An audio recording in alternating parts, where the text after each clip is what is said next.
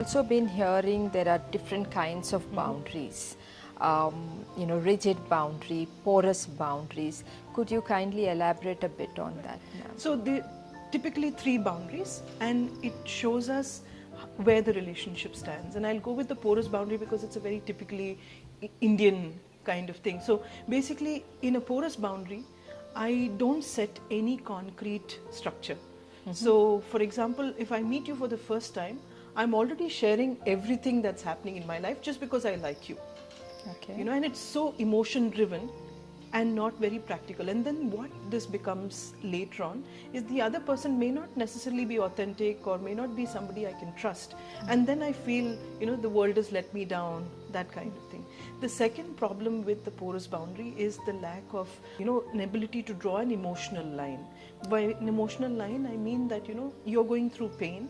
I want to be empathetic, but at the same time, I get so involved in your pain that I'm no longer able to understand if it's your pain or mine that I'm suffering from. How is a porous boundary in relation to children? Could you explain that? It's a very classic example where, the parent tends to celebrate the child's victory as though it's his or her own. That's a typical porous boundary. Now, why the parent lives vicariously through the child's victory and failure. So many times what happens is the child may even be saying, Appa, I don't want to participate in this competition, or I don't want to do this. But then, it's almost taken like their own dreams have been shattered. And then there will be like this emotional blackmail around it. Or, some of these reality shows where children are forced to participate. You'll see the child, getting a negative or a critical remark from a judge and the mother fainting on the other side.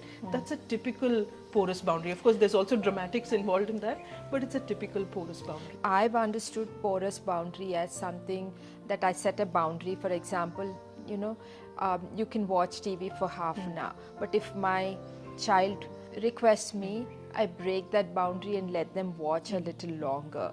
So is that porous boundary, ma'am? That would be more an inconsistent action from my side. But if it's driven by a porous boundary, and it can also be driven by a porous boundary where I am not able to take my child's pain.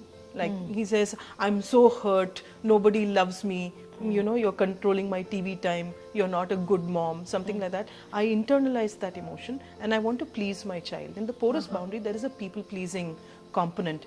And you beautifully brought this example in because the mother wants to be liked by the child at all times. It's an all-time struggle, ma'am. One is to please the child, also don't want to disappoint the child, so you keep breaking these boundaries, and I have done it many times and it's still a struggle for me, to stick to a boundary.